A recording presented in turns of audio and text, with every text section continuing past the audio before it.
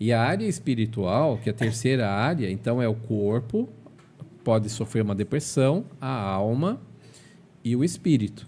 A parte espiritual, ela é uma parte que tem a ver com uma outra dimensão, que é a dimensão de Deus, ou dos anjos, ou dos demônios. É uma área que a gente não enxerga, embora viva nela. Então, o homem é dotado de corpo, alma e espírito. E ele é o único ser em toda a criação de Deus, toda a criação, tudo que Deus criou. O homem é o único ser em toda a criação que ele está presente no mundo físico e no mundo espiritual ao mesmo tempo, simultaneamente. Os anjos e demônios estão exclusivamente no mundo espiritual. Eles interagem com o mundo físico, mas o corpo deles, que eles têm um corpo espiritual, mas esse corpo espiritual não tem poder de agir e fazer a história acontecer no mundo físico. Uhum. Agora, as plantas e animais, todo ser criado aqui no mundo físico, eles só estão no mundo físico. Então as pessoas perguntam para mim, não quero decepcionar ninguém, mas tem gente que fala assim, mas meu cachorro não vai para o céu, mas meu animal lá não vai para o céu. A questão é a seguinte, esses seres, eles não têm como herdar o mundo espiritual, porque eles não são dotados da mesma espiritualidade que o homem é. Até porque se tivesse, a gente não podia matar para comer, né? Sim. É verdade. Não, é verdade. Pelo menos eu penso assim, para sintetizar. Seria algo... Embora, teoricamente, eles têm espírito. O que é espírito? Na origem da palavra, é vida. Espírito quer dizer fôlego de vida. É isso daí. Uhum. Mas é um fôlego de vida do homem que vem da eternidade, vem de Deus. Deus sopra nas narinas do homem o fôlego de vida. Ele compartilha uma vida eterna, assim, uma forma de vida infinita para o homem, né? É isso. Então ele compartilha de uma espiritualidade de Deus. Deus sopra essa espiritualidade dentro do homem quando o faz. Diferente dos animais e do resto da criação, das plantas. Uhum. Então eles não têm isso.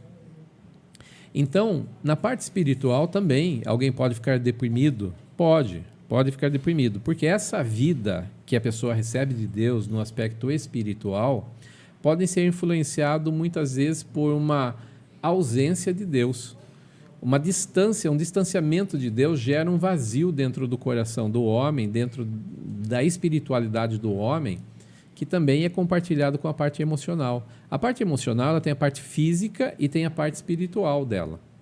Então nós temos o cérebro, que é a parte mecânica, que é a parte física, e nós temos a mente, que está inserida ali no cérebro, que faz o meio-campo entre ali os hormônios, os neurotransmissores e outras, e tudo mais ali que faz parte, que vai trabalhar a parte nervosa, tudo que trabalha a parte emocional.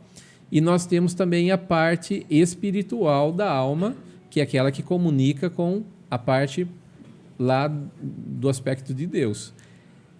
E muitas vezes, na ausência de Deus, demônios se aproveitam para oprimir ou para possuir uma pessoa. Então, existem muitos casos de possessão demoníaca. A possessão demoníaca é uma área que não adianta você querer levar essa área para psiquiatra, para um endocrinologista, para tratar a parte física, ou para um psicólogo. Por quê? Porque eles vão tratar a mente, mas a mente está possessa por um demônio.